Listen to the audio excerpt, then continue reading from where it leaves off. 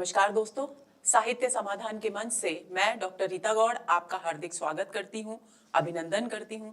दोस्तों, आज का सत्र आत्म मूल्यांकन प्रश्नोत्तर श्रृंखला का 10वां सत्र है और आज के सत्र में हम बात करने वाले हैं छायावाद और उत्तर छायावाद पर आधारित महत्वपूर्ण प्रश्नों की। क्योंकि जहां कहीं भी हिंदी साहित्य का इतिहास निर्धारित होता है पाठ्यक्रम में, और जहां कहीं आधुनिक काव्य पढ़ना होता है, तो छायावाद और उत्तर छायावाद की बात ना हो, ये हो नहीं सकता। तो चलिए शुरू करते हैं आज का सत्र। आज के सत्र का सबसे पहला प्रश्न, दोस्तों आज के सत्र में एक खास बात है कि छायावाद, क्योंकि शब्द अपने आप में बहुत ही जटिल और चर्चा का विषय रहा है विद्वानों के बीच, तो ज्यादा से ज्यादा प्रश्नों के जरिए छायावाद क्या था, उसकी अवधारणा क्या थी, उसकी विशेषताएं क्या थी, उसका जन्म क्यों हुआ, इन प्रश्नों पर ध्यान अधिक केंद्रित किया गया है, ताकि अगर कुछ अलग तरीके से भी प्रश्न आए तो छायावाद का अर्थ, उसका उद्देश्य आप समझेंगे, उसकी अवधारणा को समझेंगे, तो किसी भी प्रकार के प्रश्न का उत्तर देने में आपको दिक्कत नहीं होगी। तो आज के सत्र का दोस्तों सबसे पहला प्रश्न है, किन कारणों से छायावाद का जन्म हुआ। दोस्तों, ये प्रश्न क्यों बनाया गया है? ये प्रश्न इसलिए बनाया गया ताकि आपको पता चले कि आखिर ऐसी कौन सी पृष्ठभूमि चल रही थी, ऐसी कौन सी परिस्थितियां थी उस समय के साहित्यिक परिवेश में कि छायावाद को अपनी पूर्ववर्ती परंपराओं से बिल्कुल भिन्न दिशा की ओर अपना मार्ग पकड़ना पड़ा। तो उसी से संबंधित प्रश्न है। तो किन कारणों से छायावाद का जन्म हुआ, 4 विकल्प दिए गए हैं और इनमें से कौन कौन से विकल्प सही हैं या सारे सही हैं, ये चयन हमें करना है। तो पहला विकल्प है, पुरानी काव्य पद्धति को छोड़कर एक नई पद्धति का निर्माण हो रहा था। 2, जीवन के प्रति एक नई चेतना व आत्म जागरूकता का उदय हो रहा था। तीसरा, व्यक्ति का अहम उद्दीप्त हो रहा था, फलस्वरूप व्यक्तिवादी चेतना उद्भूत हो रही थी। पाश्चात्य ढंग की शिक्षा ने भारतीय मनीषी को अपने परिवेश की त्रासपूर्ण विघटनमयी स्थिति के प्रति सजग किया। तो दोस्तों, ये जो चारों विकल्प हैं, ये छायावाद के जन्म के लिए कारणों के रूप में बिल्कुल सही है। सबसे पहले विकल्प पर बात करते हैं कि पुरानी काव्य पद्धति को छोड़कर एक नई काव्य पद्धति का निर्माण हो रहा था, यानी जिस शैली में पूर्ववर्ती यानी द्विवेदी युग तक का साहित्य लिखा जा रहा था, काव्य लिखा जा रहा था, उससे बिल्कुल भिन्न काव्य शैली अपनाई गई, इसमें कोई संदेह नहीं है। पहले का जो काव्य था, इससे छायावाद से पहले का, वो उपयोगितावादी, सामाजिक उपयोगितावादी दृष्टिकोण से लिखा जा रहा था, नैतिक मूल्यों की स्थापना हो रही थी, द्विवेदी युग हम पढ़ चुके हैं। लेकिन यहां उससे अधिक विस्तृत दृष्टिकोण लेकर के बात की गई, लेकिन साथ ही समाज के साथ साथ व्यक्ति की स्वयं की अस्मिता को, उसके स्वयं के अस्तित्व को भी पहचान दी गई। तो एक नई काव्य पद्धति बिल्कुल सही है। जीवन के प्रति एक नई चेतना, क्यों नई चेतना जीवन के प्रति? जीवन के प्रति इसलिए चेतना क्योंकि जीवन कितना महत्वपूर्ण है और किस तरह से उसे इस लोक के लिए, इस सृष्टि के लिए ज्यादा कल्याणकारी बनाया जा सकता है, उस पर यहां नए दृष्टिकोण से विचार किया गया। अभी तक लोक कल्याण के नाम पर या तो नैतिक मूल्यों की स्थापना हो रही थी या भक्ति का आश्रय लिया जा रहा था, लेकिन यहां आकर एक नए दृष्टिकोण से जीवन की उपादेयता को स्थापित करने का प्रयत्न किया गया। तो ये हो गई नई चेतना। दूसरी बात, आत्म जागरूकता। इससे पूर्ववर्ती काव्य में क्या था कि व्यक्ति केवल समाज के प्रति समर्पित था, अपने प्रति उसमें जागरूकता थी ही नहीं, उसके मन में ये बात गहरी बैठी हुई थी कि मैं जो कुछ भी हूं वो समाज के लिए हूं। लेकिन यहां अपने व्यक्तित्व के प्रति भी कवि जागरूक हुआ, यानी आत्म जागरूकता, यानी मेरा भी कोई अस्तित्व है, मेरा भी कोई व्यक्तित्व है, मेरी अपनी भी एक पहचान होनी चाहिए और उसकी कुछ महत्ता है। इस बात की जागरूकता इस समय के काव्य में देखने को मिलती है। तीसरी बात, व्यक्ति का अहम उद्दीप्त हो रहा था। जब व्यक्ति दोस्तों अपने व्यक्तित्व के प्रति जागरूक होगा तो जाहिर सी बात है कि उसका अहम का मतलब अहंकार से बिल्कुल नहीं लेंगे, अहम का मतलब है मैं के प्रति सजगता, मैं का भाव कि मैं भी कुछ हूं, यह भाव जागृत हो रहा था। फलस्वरूप काव्य में जो अभी तक का काव्य समष्टिवादी था, केवल समाज को ध्यान में रखकर लिखा जा रहा था, उसमें व्यक्तिवादी चेतना भी उदित होने लगी। ये बात बिल्कुल सही है। चौथी बात, पाश्चात्य ढंग की, क्योंकि पश्चिमी शिक्षा का प्रसार भारत में बढ़ रहा था, तो भारतीय मनीषी यानी विद्वान, भारतीय विद्वानों ने अपने परिवेश की, क्योंकि पश्चिमी शिक्षा के फलस्वरूप परिवेश के प्रति जागरूकता आई। कौन कौन सी जागरूकताएं आई? अपने व्यक्तित्व के प्रति जागरूकता आई, ये भी पश्चिमी शिक्षा का प्रभाव था। और दूसरा, परिवेश के प्रति जागरूकता। परिवेश के, ऐसा नहीं है कि परिवेश के प्रति जागरूकता पहले से नहीं थी, बल्कि थी, लेकिन अब और अधिक बढ़ गई और चीजों को, परिवेश की स्थितियों को अलग दृष्टिकोण से देखा जाने लगा। तो अपने परिवेश की त्रासपूर्ण विघटनमयी स्थिति के प्रति सजग किया, यानी अपने आप में अपनी चेतना को जागृत किया कि जो त्रासपूर्ण यानी कष्टपूर्ण विघटनकारी स्थितियां हैं, इनसे बाहर निकलना होगा। तो ये चारों कारण बिल्कुल सही हैं छायावाद के जन्म के विषय में, और इन चारों कारणों से आप छायावाद की अवधारणा को समझ सकते हैं। अब देखते हैं कूट। 1 3 2 4, 1 2 4 और 1 2 3 और 4, यानी डी विकल्प इस प्रश्न का सही उत्तर है। आंसर होगा डी। दूसरा प्रश्न है दोस्तों, छायावाद के जन्म के प्रतिक्रियावादी कारणों में से प्रमुख हैं द्विवेदी युगीन व्यापक और स्थूल नैतिकता के प्रति प्रतिक्रिया, द्विवेदी युगीन इतिवृत्तात्मकता के प्रति विरोध स्वरूप, द्विवेदी युगीन खड़ी बोली स्थापना के प्रयासों के विरुद्ध, या फिर काव्य के प्रति सामाजिक उपयोगितावादी दृष्टिकोण के प्रति विरोध। दोस्तों ये प्रश्न, इससे पहले का प्रश्न भी कारणों, जन्म के कारणों पर आधारित था, और यहां भी जन्म के कारणों की ही बात की जा रही है। लेकिन पिछले प्रश्न में जिन जन्म के कारणों की बात की गई वो है परिवेश से उत्पन्न, और यहां बात की जा रही है कि कौन सी ऐसी पूर्ववर्ती काव्य की विशेषताएं थी जिनके विरोध में छायावाद जन्मा। उन्हीं को ध्यान में रखकर हमें इस प्रश्न का उत्तर देना है। तो पहला विकल्प है द्विवेदी युगीन व्यापक स्थूल नैतिकता के प्रति प्रतिक्रिया, बिल्कुल सही है, क्योंकि छायावाद स्थूल के प्रति सूक्ष्म का विद्रोह है, तो स्थूल नैतिकता के प्रति विद्रोह या प्रतिक्रिया के कारण ये जन्मा। दूसरी बात है द्विवेदी युगीन इतिवृत्तात्मकता के प्रति विरोध, यानी जो इतिवृत्तात्मकता, वर्णात्मकता की प्रधानता, भावाभिव्यक्ति कम और वर्णन ज्यादा, इस तरह की प्रवृत्ति द्विवेदी युग में थी, लेकिन छायावाद ने इसका विरोध किया और इसकी जगह सूक्ष्म भावों की अभिव्यक्ति पर अधिक बल दिया, यानी भावाभिव्यंजना बढ़ी, वर्णात्मकता घटी। तो यह भी बिल्कुल सही है। द्विवेदी युगीन खड़ी बोली स्थापना के प्रयासों के विरुद्ध, यह बात बिल्कुल असंगत है, क्योंकि खड़ी बोली में ही सारा छायावादी काव्य लिखा गया। भले ही कुछ कवियों की प्रारंभिक रचनाएं ब्रज भाषा में रही हों, लेकिन प्रधानता यहां खड़ी बोली की ही रही, और किसी भी छायावादी कवि ने खड़ी बोली की स्थापना के द्विवेदी युग के जो प्रयास थे महावीर प्रसाद द्विवेदी के नेतृत्व में जो हुए, उनका विरोध नहीं किया। तो इसलिए यह कथन असंगत है। चौथा है काव्य के प्रति सामाजिक उपयोगितावादी दृष्टिकोण के प्रति विरोध, यानी केवल सामाजिक उपयोगिता पर अपनी दृष्टि केंद्रित की गई थी पूर्ववर्ती काव्य यानी द्विवेदी युग में, लेकिन यहां सामाजिक उपयोगिता के साथ साथ व्यक्तिवाद की भी प्रधानता हुई। इसलिए इस प्रतिक्रिया के स्वरूप भी, यानी केवल समाज की का ध्यान रखने की जो प्रवृत्ति थी, उसके विरोध में भी छायावाद जन्मा। यानी पहला, दूसरा और चौथा ये कूट होना चाहिए। तो देखते हैं कूट को क्या है। पहला, दूसरा और चौथा, यानी सी विकल्प इस प्रश्न का सही उत्तर है। आंसर हुआ सी। अगला प्रश्न, छायावाद शब्द का अर्थ आचार्य रामचंद्र शुक्ल किस अंग्रेजी शब्द से जोड़ते हैं? विकल्प है इमेज, फैंटास्माटा, शैडो या घोस्ट। तो दोस्तों बी विकल्प इस प्रश्न का सही उत्तर है। फैंटास्माटा नामक एक अंग्रेजी का शब्द है जिसका अर्थ होता है छायाभास, यानी छाया का आभास।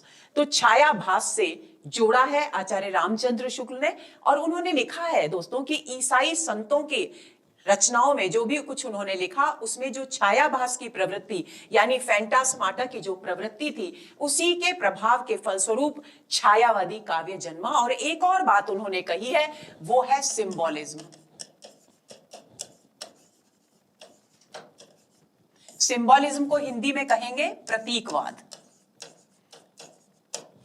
यानी आध्यात्मिक प्रतीकवाद की पाश्चात्य जो साहित्य था उसमें आध्यात्मिक प्रतीकवाद का प्रयोग हो रहा था, यानी आध्यात्मिक प्रतीकों के सहारे अपनी भावनाओं की रचनाकार अभिव्यक्ति कर रहे थे। उसका सहारा भी छायावादी कवियों ने लिया, ऐसा आचार्य रामचंद्र शुक्ल ने वक्तव्य प्रस्तुत किया है। यानी यहां पर सिंबॉलिज्म शब्द नहीं है दोस्तों, लेकिन आपकी जानकारी में होना चाहिए कि फैंटास्माटा के साथ यदि सिंबॉलिज्म भी आए, इमेज की जगह अगर सिंबॉलिज्म शब्द हो, तो आपको विकल्प नीचे मिलेगा ए और बी दोनों, तो आपको ए और बी को सही मानना है। लेकिन यदि सिंबॉलिज्म नहीं है या फैंटास्माटा नहीं है, केवल सिंबॉलिज्म है, तो वो भी सही होगा। इस बात का आप अच्छी तरह से ध्यान रखेंगे। तो इस प्रश्न का सही उत्तर हुआ बी। अगला प्रश्न, निम्नलिखित में से कौन सी छायावाद की प्रवृत्तिगत विशेषता नहीं है? अभी हमने छायावाद के अर्थ को समझा, उसके जन्म के कारणों को समझा, उसमें निहित जो प्रतिक्रिया का विचार है, भाव है, उसको समझा। अब बारी है कि हम वो जानें कि छायावाद की प्रमुख प्रवृत्तियां क्या रही। तो विकल्प है प्रणयानुभूति की प्रधानता, दलितों का समर्थन और उत्थान, सौंदर्यनिष्ठ चेतना और कर्मवाद। तो दोस्तों, प्रणयानुभूति की प्रधानता यानी प्रणय की, प्रेम की अनुभूति की प्रधानता इस काव्य में मिलती है। दलितों के समर्थन की भावना इस काव्य में नहीं है। सौंदर्यनिष्ठ चेतना, या चाहे प्रकृति हो, चाहे नारी हो, चाहे भाव हो, सौंदर्य चेतना हर क्षेत्र में दिखाई देती है छायावादी काव्य में। तो सौंदर्यनिष्ठ चेतना भी छायावादी काव्य की एक बहुत ही महत्वपूर्ण विशेषता है। और तीसरी बात है कर्मवाद, यानी कर्मवाद की स्थापना की गई है। स्वयं कामायनी में प्रसाद लिखते हैं, कर्म का भोग, भोग का कर्म, यही जड़ चेतन का आनंद, यानी कर्मवाद की स्थापना यहां पर भी की गई है। तो यानी असंगत कथन कौन सी विशेषता नहीं है, वो है बी, यानी दलितों का समर्थन और उत्थान।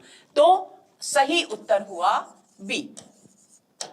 अगला प्रश्न, छायावाद की लघुत्रयी में शामिल है ए महादेवी वर्मा, रामकुमार वर्मा, भगवती चरण वर्मा, बी मोहनलाल महतो, सुमित्रानंदन पंत, उदय शंकर भट्ट, सी रामकुमार वर्मा, आरसी प्रसाद सिंह, उदय शंकर भट्ट, और डी माखनलाल चतुर्वेदी, सुमित्रानंदन पंत और उदय शंकर भट्ट। तो दोस्तों, ए विकल्प इस प्रश्न का सही उत्तर है। आपको हमेशा के लिए ध्यान रखना है कि यदि लघुत्रयी की बात की जाए तो तीनों वर्मा कवि लघुत्रयी में आते हैं, महादेवी वर्मा, रामकुमार वर्मा और भगवती चरण वर्मा। तो इस प्रश्न का सही उत्तर हुआ ए। आंसर है ए। अगला प्रश्न, सूर्यकांत त्रिपाठी निराला जी के काव्य के बारे में निम्न में से कौन सा कथन गलत है? स्वर लय की प्रधानता है, भाषा ओजपूर्ण है, इनकी अधिकांश कृतियां महाकाव्य हैं, या भाषा संस्कृत निष्ठ खड़ी बोली है। तो दोस्तों, स्वर लय की प्रधानता है, क्योंकि संगीत के बहुत अधिक शौकीन थे निराला जी, और उन्होंने अपनी जो भी रचनाएं लिखी वो संगीतात्मकता को ध्यान में, लय को ध्यान में रखकर लिखी। स्वर पर उन्होंने विशेष ध्यान दिया, तो ये बिल्कुल सही है। भाषा ओजपूर्ण है, ये बात भी बिल्कुल सही है। लेकिन इनकी अधिकांश कृतियां महाकाव्य हैं, ये बात गलत है, क्योंकि इन्होंने या तो सरोज स्मृति जैसा एक शोक गीत लिखा है, या तुलसीदास और राम की शक्ति पूजा जैसे खंड काव्य लिखे हैं, इसलिए महाकाव्यात्मक कृतियों की रचना इन्होंने नहीं की है। तो ये असंगत कथन है। भाषा इनकी संस्कृत निष्ठ सामासिक है, तत्सम शब्द प्रधान है, कि एक एक शब्द में इतने बड़े बड़े शब्द, सामासिक शब्दों का प्रयोग किया गया है कि कई बार अर्थ को पकड़ने में बहुत समय लगता है पाठकों को। तो संस्कृत निष्ठ खड़ी बोली इनकी भाषा है, यह कथन भी बिल्कुल सही है। तो गलत कथन हुआ सी। तो आंसर हुआ इस प्रश्न का सी। अगला प्रश्न, जयशंकर प्रसाद की ब्रज भाषा में लिखी कविताओं का संग्रह किस नाम से प्रकाशित है? प्रेम पथिक, महाराणा का महत्व, चित्राधार और करुणालय। दोस्तों, यहां आपको 2-3 बातें जयशंकर प्रसाद के विषय में खास तौर पर ध्यान में रखनी होगी। बिल्कुल भी भ्रम रखने की जरूरत नहीं है, क्योंकि प्रश्न में पूछा गया है ब्रज भाषा में लिखी कविताओं का संग्रह, यानी कविता की बात नहीं की जा रही है, कविता संग्रह की बात की जा रही है। ये बात आपको ध्यान में रखनी है। तो दोस्तों, ये जो प्रेम पथिक है ये भी ब्रज भाषा में है, लेकिन ये एक कथा काव्य है। महाराणा का महत्व ये भी एक आख्यानक कविता है, यानी कथा पर, ऐतिहासिक प्रसंग पर आधारित कविता है, लंबी कविता आती है। करुणालय ये भी कथा काव्य है, जो सत्यवादी राजा हरिश्चंद्र के जीवन चरित्र पर आधारित है। लेकिन चित्राधार उनका संकलन है, और केवल कविताओं का संकलन नहीं है दोस्तों। 1918 में इसका सबसे पहले प्रकाशन हुआ चित्राधार का, और उस समय निबंध, नाटक, कहानी और कविता चारों जो जयशंकर प्रसाद के द्वारा लिखी गई थी, उनको इसमें चित्राधार के नाम से संकलित किया गया। इसमें ब्रजभाषा की कविताएं भी थी और खड़ी बोली गद्य में लिखी हुई कविताएं भी थी। लेकिन 1918 के ठीक 10 वर्ष बाद 1928 में जब इसका दोबारा प्रकाशन होता है, तब इसमें केवल ब्रजभाषा की कविताएं ही संकलित की गई। यानी कविता संग्रह ये सिर्फ एक है इन चारों विकल्पों में से, बाकी सब कविताएं हैं, चाहे वो दीर्घ कविताएं हो, चाहे वो कथा काव्य हो। प्रेम पथिक और करुणालय को कथा काव्य कहा है आचार्य रामचंद्र शुक्ल ने, और महाराणा का महत्व को वो आख्यानक कविता कहते हैं। तो ये कुछ एक बिंदु है जो आपको ध्यान में रखने होंगे। कविता संग्रह केवल चित्राधार ही है, तो आंसर हुआ सी। अगला प्रश्न, महादेवी वर्मा के यामा में कौन सी रचना संकलित नहीं है? यामा एक ऐसा कविता संग्रह है महादेवी वर्मा का, जिसमें उनके पूर्ववर्ती जो प्रकाशित कविता संग्रह थे उन सभी का एक साथ संकलन प्रस्तुत किया गया है। याम शब्द होता है एक संस्कृत में दोस्तों, उसका अर्थ होता है प्रहर। तो जो रचनाएं इसमें है वो एक रचना एक प्रहर की ओर संकेत करती है, इसलिए इसका नाम यामा रखा गया है। अब यहां प्रश्न है कि कौन सी रचना संकलित नहीं है, तो और यामा का प्रकाशन वर्ष दोस्तों 1940 है, ये भी आपको ध्यान में रखना है। तो इसमें बी विकल्प इस प्रश्न का सही उत्तर है, क्योंकि दीप शिखा की कविताएं यामा में शामिल नहीं है। क्यों नहीं शामिल है? क्योंकि ये तीनों कृतियां 1940 से पहले प्रकाशित हो चुकी थी, लेकिन 1942 में प्रकाशित होती है दीप शिखा। तो उस स्थिति में 1940 में जब यामा संकलित की गई, तो उस समय संभव ही नहीं था कि दीप शिखा की कविताएं उसमें संकलित होती। तो इस बात को आपको ध्यान में रखना है। यामा में निहार, रश्मि और सांध्य गीत की कविताएं संकलित हैं, और इसके साथ चौथा जो संग्रह है वो है नीरजा। तो निहार, नीरजा, रश्मि और सांध्य गीत, इन चार कविता संग्रहों की कविताएं संकलित की गई हैं 1940 में यामा में। तो इस प्रश्न का सही उत्तर हुआ बी। अगला प्रश्न, निराला की काव्य कृतियों से संबंधित कौन सा कथन सही नहीं है?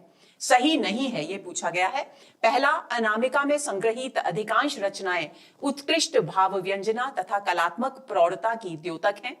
बी, सरोज स्मृति हिंदी का श्रेष्ठ शोक गीत है। सी, राम की शक्ति पूजा में कवि का पौरुष और ओज चरमोत्कर्ष के साथ अभिव्यक्त हुआ है। डी, तुलसीदास में चिंतन की अपेक्षा कथा विस्तार अधिक है।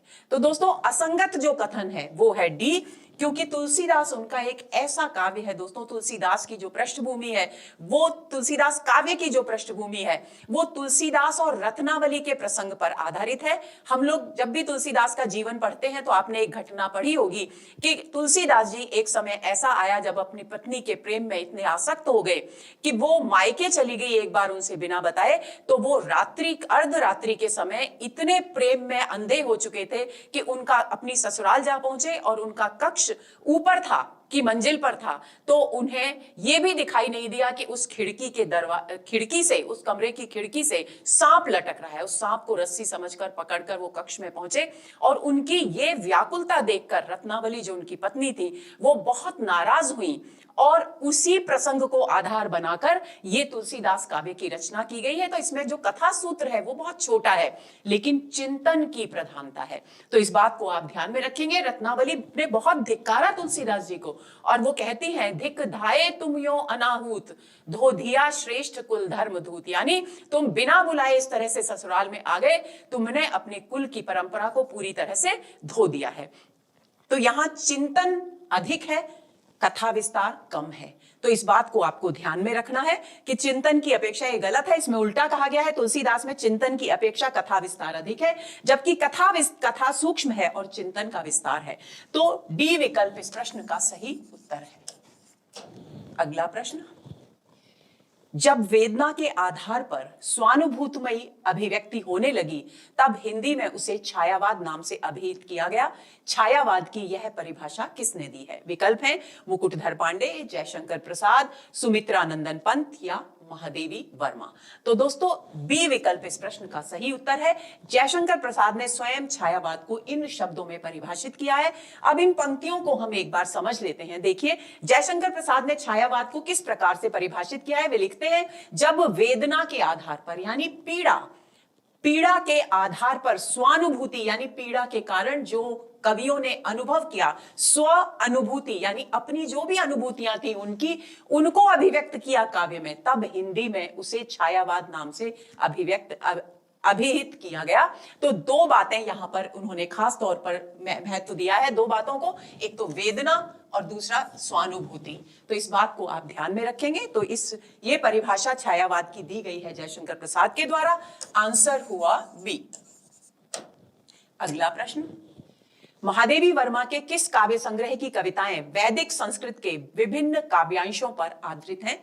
ए सप्तपर्णा, बी दीपशिखा, सी नीरजा या डी सांध्य गीत। तो दोस्तों ए विकल्प इस प्रश्न का सही उत्तर है। सप्तपर्णा उनका एक ऐसा कविता संग्रह है जिसमें वैदिक संस्कृत की जो ऋचाएं हैं उनके हिंदी अनुवाद, उन पर आधारित कविताएं संकलित किए गए हैं।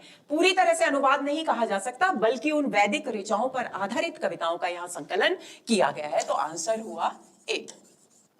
अगला प्रश्न, छायावाद का व्यक्ति स्वातंत्र्य सामंती मर्यादाओं के विरुद्ध बहुत बड़ा कदम था। छायावाद संबंधी यह अभिमत कथन इनमें से किस आलोचक का है। ए आचार्य रामचंद्र शुक्ल, बी डॉक्टर नंदुलारे वाजपेयी, सी डॉक्टर नामवर सिंह या डी डॉक्टर नगेंद्र। तो दोस्तों सी विकल्प इस प्रश्न का सही उत्तर है।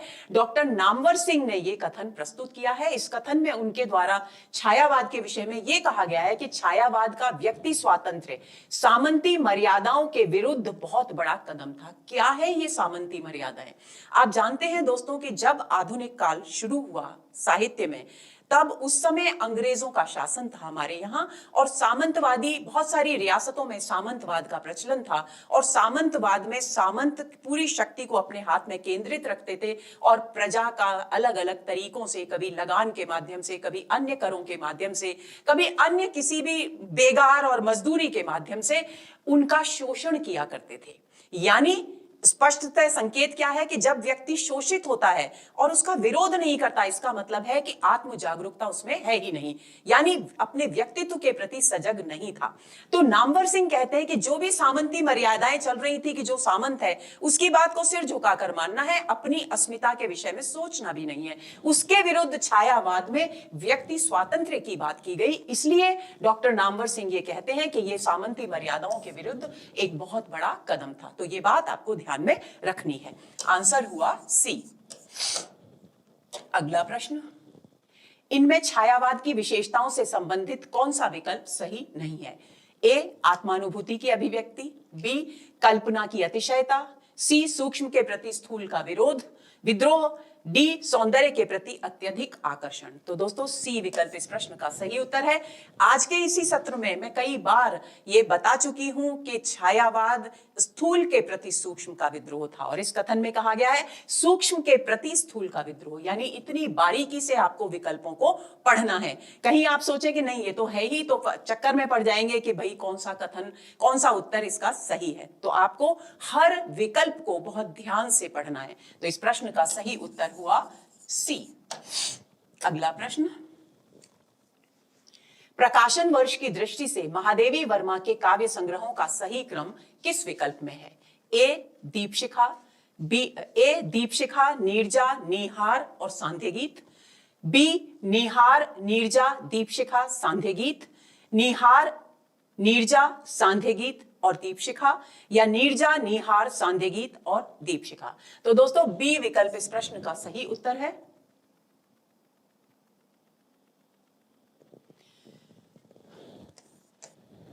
दोस्तों सी विकल्प इस प्रश्न का सही उत्तर है। निहार, नीरजा, क्योंकि दीपशिखा मैं आपको बता चुकी हूं कि 1942 में प्रकाशित हुई थी, यानी यामा के बाद, तो मेरा ध्यान उधर गया नहीं, तो कोई बात नहीं। निहार, नीरजा, सांध्य गीत और दीपशिखा ये क्रम है उनके काव्य संग्रहों का और इनकी कृतियों का।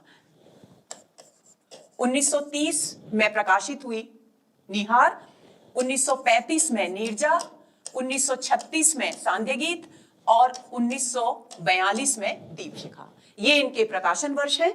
तो सी विकल्प इस प्रश्न का सही उत्तर है। अगले प्रश्न पर आते हैं। किस विकल्प में रचना और उसका प्रकाशन वर्ष सही नहीं है? ए जूही की कली निराला 1916, बी युगांत पंत 1936, सी कामायनी प्रसाद 1938, डी यामा महादेवी 1940। तो दोस्तों हमें रचना और उसके प्रकाशन वर्ष का बेमेल विकल्प छांटना है। तो सी विकल्प इस प्रश्न का सही उत्तर है, क्योंकि कामायनी का प्रकाशन वर्ष हिंदी साहित्य कोश में भी 1936 ईस्वी माना गया है। तो ये गलत है 1938। तो इस प्रश्न का सही उत्तर हुआ सी। अगला प्रश्न, छायावाद के संदर्भ में निम्नलिखित में से कौन सा कथन असत्य है? छायावादी कवियों ने प्रधान रूप से प्रणय की अनुभूतियों को व्यक्त किया है। छायावादी भावबोध, स्वानुभूति और सौंदर्य प्रधान कल्पना द्वारा निर्मित हुआ है। छायावादी कवि निराला की अनुभूति अद्वैत दर्शन में परिणत होती चली जाती है। डी छायावादी कविता द्विवेदी युगीन नीरस उपदेशात्मक और स्थूल आदर्शवादी काव्यधारा के विरुद्ध विद्रोह के रूप में प्रवाहित हुई। तो दोस्तों ए विकल्प इस प्रश्न का सही उत्तर है, क्योंकि ये कथन पूरी तरह से सही नहीं है। जितने बी, सी और डी जितने सत्य है छायावादी काव्यधारा के विषय में, इसमें आंशिक सच्चाई है। प्रणयानुभूति अभिव्यक्त हुई छायावाद में, लेकिन केवल प्रणयानुभूति अभिव्यक्त हुई ऐसा नहीं है, क्योंकि वसुधैव कुटुंबकम की भाव, अंतरराष्ट्रीय स्तर पर भावनाओं की अभिव्यक्ति, सृष्टि के प्रति संवेदनशीलता, विराट की अनुभूति प्रकृति के कण कण में करना, ये सभी कुछ छायावाद में अभिव्यक्त हुआ है। दार्शनिक अभिव्यक्तियां भी वहां हुई हैं। इसलिए हम ये नहीं कह सकते कि छायावादी कवियों ने प्रधान रूप से यानी प्रमुख रूप से प्रणय को ही अपनी कविता का आधार बनाया, यानी प्रणयानुभूति ही प्रमुख रूप से उनका उद्देश्य था, प्रणयानुभूति की अभिव्यक्ति करना। ये गलत है, क्योंकि अन्य भी सभी प्रकार की अनुभूतियां यहां अभिव्यक्त हो गई की गई। अगर ऐसा नहीं होता दोस्तों, तो कामायनी की कुछ पंक्तियां याद आ रही हैं। वो औरों को हंसते, श्रद्धा मनु से कहती है आनंद सर्ग में, औरों को हंसते देखो मनु, हंसो और सुख पाओ, अपने सुख को विस्तृत कर लो, सबको सुखी बनाओ। यानी केवल प्रणय की अनुभूति नहीं है, विश्व बंधुत्व का भाव भी है, प्रत्येक व्यक्ति में अपने चेतना को देखने का भाव भी है, यानी लोक मंगल का भाव भी है। तो ए विकल्प इस प्रश्न का सही उत्तर है। अगला प्रश्न, छायावाद के संदर्भ में इनमें से कौन सा कथन गलत है? ए छायावाद को अपना समर्थ आलोचक नंद दुलारे वाजपेयी के रूप में मिला। बी छायावाद के समानांतर चलने वाली प्रेम और मस्ती की काव्यधारा के एक प्रमुख कवि हरिवंश राय बच्चन है। सी छायावाद की राष्ट्रीय सांस्कृतिक काव्यधारा के एक प्रमुख कवि नरेंद्र शर्मा है। डी महादेवी ने अज्ञात प्रियतम के प्रति प्रणय निवेदन किया है। तो दोस्तों सी विकल्प इस प्रश्न का सही उत्तर है, क्योंकि छायावाद के समानांतर दोस्तों दो और काव्यधाराएं विकसित हुई, जिन्हें हम उत्तर छायावाद में पढ़ते हैं। कौन कौन सी? राष्ट्रीय सांस्कृतिक धारा और प्रेम और मस्ती की काव्यधारा, जिसे हम हालावाद के नाम से जानते हैं। तो प्रेम और मस्ती की जो काव्यधारा है, उसके प्रमुख कवि हरिवंश राय बच्चन है, ये बिल्कुल सही है। लेकिन राष्ट्रीय सांस्कृतिक धारा के कवि नरेंद्र शर्मा नहीं है। नरेंद्र शर्मा ने भी प्रेम और मस्ती की काव्यधारा में ही अपनी कविताएं लिखी, यानी वे भी प्रेम और मस्ती की काव्यधारा के ही कवि हैं। माखनलाल चतुर्वेदी और दिनकर प्रमुख रूप से यहाँ राष्ट्रीय सांस्कृतिक काव्यधारा के कवि के रूप में सामने आते हैं। लेकिन छायावाद के समानांतर जन्म लेने के बावजूद इन काव्यधाराओं को छायावादोत्तर क्यों कहा जाता है? क्योंकि जब तक छायावाद उत्कर्ष पर रहा, ये काव्यधाराएं उतने प्रबल, सशक्त और प्रभावशाली रूप में साहित्य जगत में सामने नहीं आ सकी, अपनी पहचान नहीं बना सकी। छायावाद का अवसान का शुरू जब हुआ समय, तब ये सशक्त रूप में सामने आई। इसीलिए इनका जन्म छायावाद के समानांतर हुआ, लेकिन इनका उत्कर्ष छायावाद के बाद हुआ। ये बात आपको भूलनी नहीं है। तो इस प्रश्न का सही उत्तर हुआ सी। अगला प्रश्न, किस कवि के समग्र काव्य में छायावाद, रहस्यवाद, प्रगतिवाद, प्रयोगवाद और नई कविता की विशेषताएं एक साथ मिलती हैं? सुमित्रा नंदन पंत, जयशंकर प्रसाद, सूर्यकांत त्रिपाठी निराला और शिव मंगल सिंह सुमन। तो दोस्तों सी विकल्प इस प्रश्न का सही उत्तर है, क्योंकि सुमित्रा नंदन पंत के काव्य में छायावाद और प्रगतिवाद मिलता है। जयशंकर प्रसाद के काव्य में छायावाद है, शिव मंगल सिंह सुमन के काव्य में केवल प्रगतिवादी चेतना है, कहीं कहीं छायावाद का आभास है, लेकिन सूर्यकांत त्रिपाठी निराला एक ऐसे कवि हैं जिनके काव्य में छायावाद भी है, रहस्य, क्योंकि जब वे अद्वैत दर्शन की ओर मुड़ते हैं तो रहस्यवादी अभिव्यक्तियां भी हैं, जब वे वह तोड़ती पत्थर जैसी या कुकुरमुत्ता जैसी कविताएं लिखते हैं तो वे प्रगतिवादी भी हैं। और उनके काव्य में, उनके शिल्प में जो नए नए प्रयोग किए गए हैं वो इस बात के सूचक हैं कि उनकी अभिव्यक्ति प्रयोगवाद और नई कविता से भी एक बिंदु पर आकर जुड़ती है। तो इसलिए ये कथन पूरी तरह से सटीक उतरता है सूर्यकांत त्रिपाठी निराला के काव्य पर। तो इस प्रश्न का सही उत्तर हुआ सी। अगला प्रश्न, प्रसादकृत प्रलय की छाया की विषय वस्तु के केंद्र में है, यानी प्रसाद की एक लंबी कविता है दोस्तों प्रलय की छाया, और ये भी एक आख्यानक कविता है, यानी एक ऐतिहासिक प्रसंग पर आधारित कविता है। अब इसकी विषय वस्तु किससे संबंधित है, ये प्रश्न यहां पूछा गया है। ऑप्शंस है महाराणा प्रताप का पराभव, पद्मिनी का अग्निदाह, जल प्रलय और रानी कमलावती का पश्चाताप। तो दोस्तों डी विकल्प इस प्रश्न का सही उत्तर है। इतिहास में एक ऐसा प्रसंग आता है कि गुर्जर प्रतिहार शासक को हरा करके अलाउद्दीन उसकी पत्नी कमलावती को अपने यहां अपने हरम में ले आया था, और वो कमलावती जो पतिव्रता स्त्री थी वो जीवन भर पश्चाताप की आग में ही जलती रही, और उसी पश्चाताप की आग को, उसी पश्चाताप की वेदना को यहां प्रलय की छाया कविता में जयशंकर प्रसाद ने अभिव्यक्त किया है। तो इसका सीधा संबंध है इसकी विषय वस्तु रानी कमलावती के पश्चाताप से। तो आंसर हुआ डी। अगला प्रश्न, छायावाद के समानांतर उदित प्रेम और मस्ती के काव्य के विषय में कौन सा कथन असत्य है, यानी हमें इसमें से असत्य कथन छांटना है। और असत्य कथन किसके संबंध में छांटना है, छायावाद के समानांतर जो प्रेम और मस्ती की काव्यधारा है उसके विषय में छांटना है। तो पहला विकल्प है, इसके अंतर्गत प्रेम, यौवन और आवेश को व्यंजित करने वाली रचनाएं लिखी गई। दूसरा, इस काव्यधारा में रति के मासल और आवेशमय चित्रण किए गए। तीसरा, यह नितांत निजी अनुभूतियों की अभिव्यक्ति का काव्य है। और चौथा, इसके प्रमुखतम कवियों में से एक दिनकर हैं। तो दोस्तों डी विकल्प इस प्रश्न का सही उत्तर है, क्योंकि दिनकर राष्ट्रीय सांस्कृतिक काव्यधारा के प्रमुख कवियों में शामिल किए जाते हैं। प्रेम और मस्ती का काव्य उन्होंने लिखा ही नहीं। प्रेम और मस्ती की काव्यधारा, जिसे हम हालावाद के नाम से भी जानते हैं, उसके प्रमुख कवि हैं हरिवंश राय बच्चन। तो ये असंगत कथन है, बाकी तीनों कथन बिल्कुल सही है। प्रेम, यौवन और आवेश को व्यंजित करने वाली रचनाएं लिखी गई, बिल्कुल सही है। काव्यधारा में कुछ एक कवियों, खासतौर पर रामेश्वर शुक्ल अंचल की जो कविताएं हैं उसमें रति के मासल और आवेश में चित्र प्रस्तुत किए गए हैं, और यहाँ नितांत निजी अनुभूतियों की अभिव्यक्ति भी की गई है। तो तीनों कथन बिल्कुल सही है, डी विकल्प असंगत है। तो इस प्रश्न का सही उत्तर हुआ डी। अगला प्रश्न, दिनकर के कुरुक्षेत्र का प्रतिपाद्य है। कुरुक्षेत्र की विषय वस्तु से संबंधित प्रश्न अक्सर अलग अलग परीक्षाओं में पूछा जाता है दोस्तों, तो आप बिल्कुल ध्यान में रखिएगा कुरुक्षेत्र को। अन्याय के विरोध में युद्ध आपद धर्म है, बुद्धि के ऊपर हृदय साम्राज्य की सत्ता अनिवार्य है, अधर्म के निवारणार्थ प्रतिशोध अनिवार्य है, और उपर्युक्त सभी। तो दोस्तों डी विकल्प इस प्रश्न का सही उत्तर है। यहां पहले विकल्प में कहा गया है कि अन्याय के विरोध में युद्ध आपद धर्म है। तो आपद धर्म शब्द को समझना दोस्तों बहुत जरूरी है, ताकि आप कभी इस बात को भूलें ही नहीं। आपद धर्म होता है वो धर्म, वो कार्य जो आपत्ति के समय यानी आपातकाल में अपनाया जाए। हमारे जो जितने भी धर्म ग्रंथ हैं दोस्तों, उनमें जहां जहां मनुष्य के विशेष परिस्थितियों में धर्म की, कर्तव्यों की बात की गई है, वहां पर ऑप्शन एक विकल्प आपद धर्म का भी दिया गया है। क्योंकि हमारी संस्कृति अहिंसा परमो धर्म को लेकर चलती है, ये हमारी संस्कृति का मूल वाक्य है। तो लेकिन दूसरी ओर वो उस हमारी संस्कृति में यह भी कहा गया है कि अगर अन्याय हो रहा हो और हम अहिंसा का पालन करते हुए चुपचाप बैठे हुए अन्याय को देखते रहें, तो ये मानवता के विरुद्ध है, क्योंकि मानव धर्म भी एक धर्म होता है।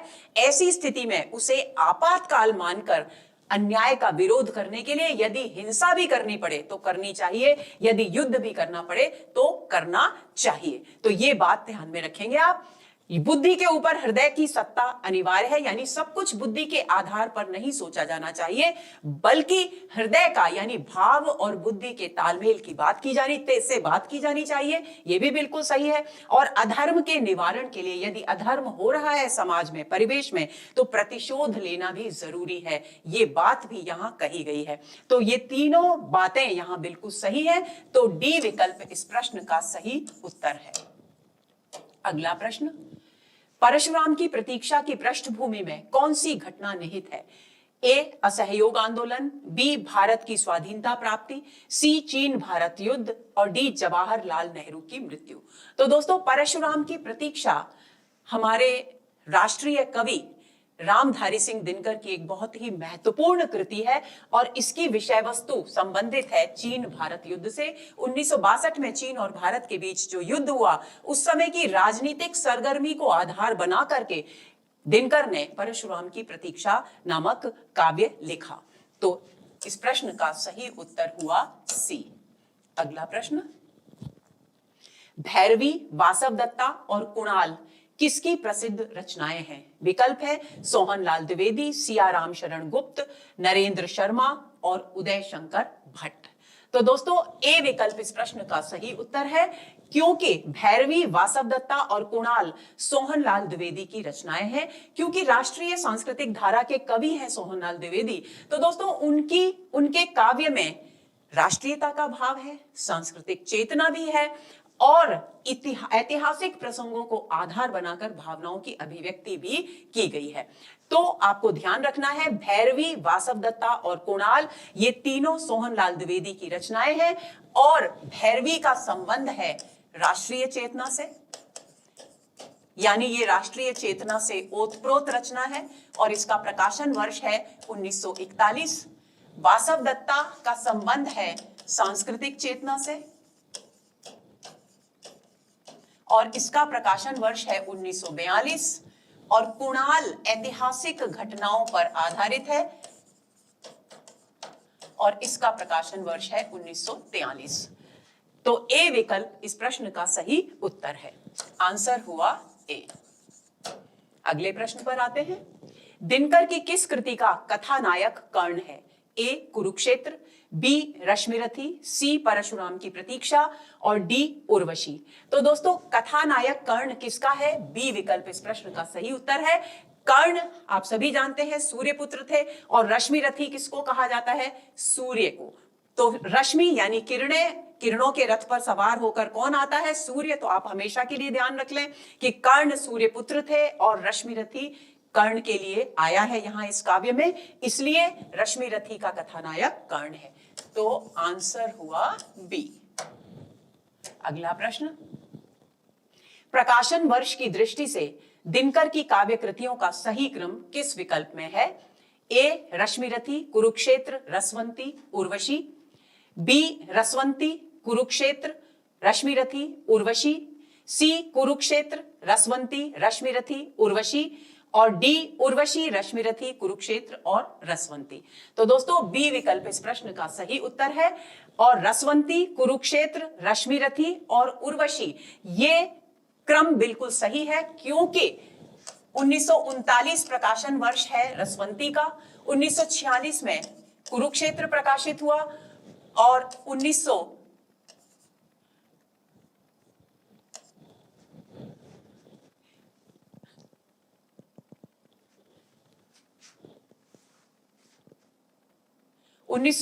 में रश्मिरथी का प्रकाशन वर्ष है और 1961 है उर्वशी का प्रकाशन वर्ष। तो ये क्रम बिल्कुल सही है। तो बी विकल्प इस प्रश्न का सही उत्तर है।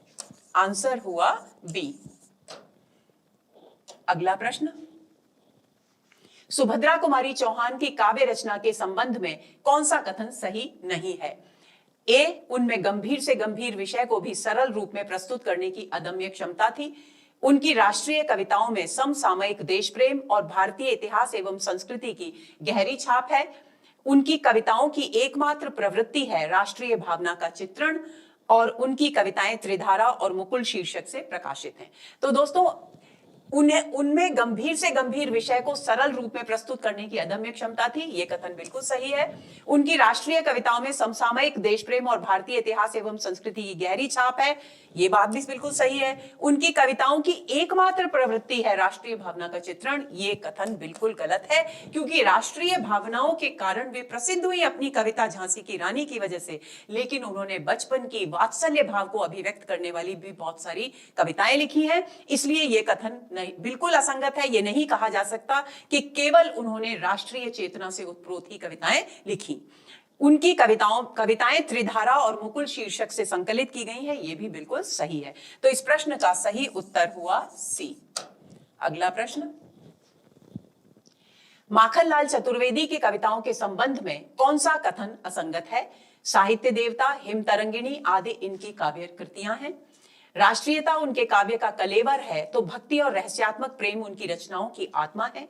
उनकी कविताओं में छायावादी रहस्यात्मकता का सगुण मधुरा भक्ति के साथ एक अजीब समन्वय दिखाई देता है, और उनकी राष्ट्रीय कविताओं में आदर्श की थोथी उड़ाने भरे।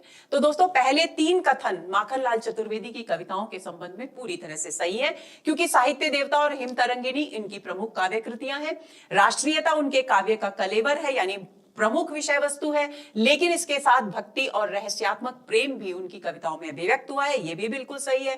उनकी कविताओं में छायावादी रहस्यात्मकता, क्योंकि जब रहस्यात्मक प्रेम की बात आ गई तो छायावादी रहस्यात्मकता तो स्वाभाविक है, होगी ही। तो छायावादी रहस्यात्मकता का सगुण मधुरा भक्ति के साथ एक समन्वय दिखाई देता है। यह भी बिल्कुल सही है। लेकिन उनकी राष्ट्रीय कविताओं में आदर्श की थोथी उड़ाने हैं, ये कथन बिल्कुल असंगत है। दोस्तों, आप खुद ही सोचिए, जो व्यक्ति जेल में रहता है, स्वतंत्रता संग्राम में सक्रिय भागीदारी लेता है, देश की आजादी के लिए संघर्ष करता है, वो अपनी राष्ट्रीय चेतना की कविताओं में खोखले आदर्शों की बात कैसे करेगा? जो कैदी और कोकिला जैसी कविताएं लिखता है, कोयल से बात कर अपनी विचारधाराओं की अभिव्यक्ति करता है, वो आदर्श की थोथी उड़ानों की बात कैसे करेगा? तो ये कथन बिल्कुल असंगत है। तो आंसर हुआ डी। अगला प्रश्न, कौन सा विकल्प सुमेलित नहीं है? बुद्ध और नाचगर, हरिवंश राय बच्चन, यानी ये कृतियां हैं और ये कृतिकार हैं। तो जो सुमेलित नहीं है वो हमें देखना है।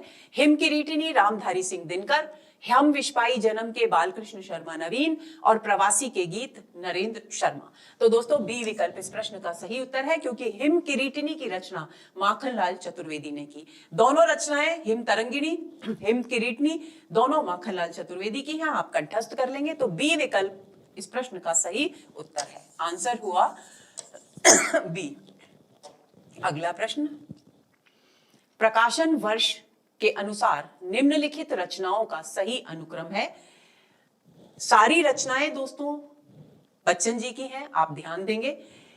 एकांत संगीत, मधुशाला, सतरंगिनी, मिलन यामिनी। मधुशाला, सतरंगिनी, मिलन यामिनी, एकांत संगीत। मधुशाला, एकांत संगीत, सतरंगिनी, मिलन यामिनी, सतरंगिनी, मधुशाला, मिलन यामिनी और एकांत संगीत। तो दोस्तों, सी विकल्प इस प्रश्न का सही उत्तर है। उनकी मधुशाला, जो कि बहुत ही लोकप्रिय कृति है, वो 1935 में प्रकाशित हुई। एकांत संगीत और सतरंगिनी दोनों की दोनों रचनाएं 1945 में प्रकाशित हुई, और मिलन यामिनी का प्रकाशन वर्ष है 1950। यानी ये क्रम पूरी तरह से सही क्रम है। तो इस प्रश्न का सही उत्तर हुआ सी। अगला प्रश्न, हिंदी काव्य में मासलवाद के प्रवर्तक माने जाते हैं रामेश्वर शुक्ल अंचल, हरिवंश राय बच्चन, सुमित्रानंदन पंत, जयशंकर प्रसाद। तो दोस्तों, ए विकल्प इस प्रश्न का सही उत्तर है। प्रेम और मस्ती की काव्यधारा के कवियों में नाम आता है रामेश्वर शुक्ल अंचल का, और इन्होंने जितना मासल वर्णन प्रेम का किया है, जितना घोर श्रृंगारिक वर्णन प्रेम का किया है, उतना अन्य किसी कवि ने नहीं किया। इसीलिए इन्हें हिंदी आधुनिक काव्य में, यानी प्रेम और मस्ती की काव्यधारा में, इन्हें मासलवाद का प्रवर्तक माना जाता है। तो आंसर हुआ इस प्रश्न का ए। अगले प्रश्न, 31वां प्रश्न, बालकृष्ण शर्मा नवीन का सर्वप्रथम प्रकाशित काव्य संग्रह है क्वासी, रश्मि रेखा, उर्मिला और कुमकुम। तो दोस्तों, डी विकल्प इस प्रश्न का सही उत्तर है। कुमकुम जो कविता संग्रह है, वो उनका पहला कविता संग्रह है, जिसका प्रकाशन वर्ष है 1936। क्वासी और रश्मि रेखा और उर्मिला ये उनके बाद में प्रकाशित हुए। रश्मि रेखा का प्रकाशन वर्ष है 1951, क्वासी का प्रकाशन वर्ष है 1952 और उर्मिला जो उनका काव्य है दोस्तों, ऐसा कहा जाता है कि महावीर प्रसाद, आचार्य महावीर प्रसाद द्विवेदी की प्रेरणा से बालकृष्ण शर्मा नवीन ने उर्मिला काव्य की रचना करना शुरू किया और 1921 में इसकी रचना करनी प्रारंभ की, लेकिन इसे पूर्ण होते होते 1934 हो गया और इसका प्रकाशन वर्ष हुआ है 1957। यानी ये इन चारों में सबसे बाद में प्रकाशित हुई उनकी रचना है, जबकि इसकी रचना प्रारंभ पहले हो गई थी। और महावीर प्रसाद द्विवेदी जिन्होंने कि रविंद्रनाथ टैगोर के एक लेख, उपेक्षित नारियों से संबंधित एक लेख से प्रभावित होकर उपेक्षित नारियों पर काव्य लिखवाने की मुहिम छोड़ी थी, जिसके फलस्वरूप मैथिली शरण गुप्त ने साकेत जैसी अनमोल कृति भी लिखी। तो उसी प्रेरणा का प्रतिफल है उर्मिला नामक काव्य। तो इस प्रश्न का सही उत्तर हुआ डी। अगला प्रश्न, छायावाद और उत्तर छायावाद के बीच कुछ वैसा ही संबंध दिखता है जैसा मध्यकाल में भक्ति काव्य और रीति काव्य के बीच था। पंक्तियों के लेखक हैं आचार्य नंदुलारे वाजपेयी, डॉक्टर बच्चन सिंह, डॉक्टर रामस्वरूप चतुर्वेदी या फिर डॉक्टर नगेंद्र। तो दोस्तों सी विकल्प इस प्रश्न का सही उत्तर है। डॉक्टर रामस्वरूप चतुर्वेदी ने यह कथन प्रस्तुत किया है। उनका कहना है कि छायावाद और उत्तर छायावाद में जो काव्य धाराएं विकसित हुई, उनके बीच वही संबंध था जो पूर्व मध्यकाल और उत्तर मध्यकाल यानी भक्ति काल और रीति काल की काव्य धाराओं के बीच था। तो ये कथन डॉक्टर रामस्वरूप चतुर्वेदी ने प्रस्तुत किया है। तो इस प्रश्न का सही उत्तर हुआ सी। आगे अगला प्रश्न, बच्चन प्रवर्तित हालावाद के संदर्भ में असत्य कथन बताइए। ए, इस धारा के कवियों ने द्विवेदी युगीन नैतिकता के बंधनों से प्रणय को पूर्णतः मुक्त कर दिया, यानी नैतिकता की स्थापना के कारण, नैतिकता और आदर्श के बहुत अधिक प्रभाव के कारण द्विवेदी युग में श्रृंगारिक रचनाएं बहुत कम लिखी जा रही थी।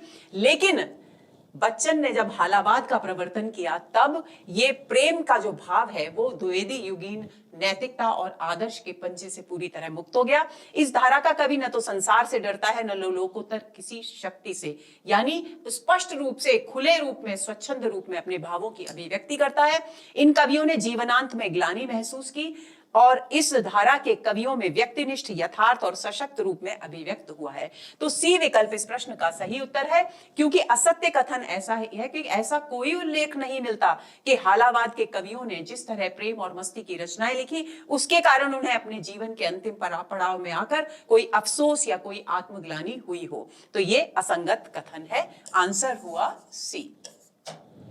अगला प्रश्न, आचार्य रामचंद्र शुक्ल के इन कथनों को संबद्ध कवियों से सुमेलित कीजिए। यहाँ सूची 1 में आचार्य रामचंद्र शुक्ल के छायावाद के कवियों से संबंधित कथन है और यहाँ कवियों के नाम है, हमें सुमेलित करना है।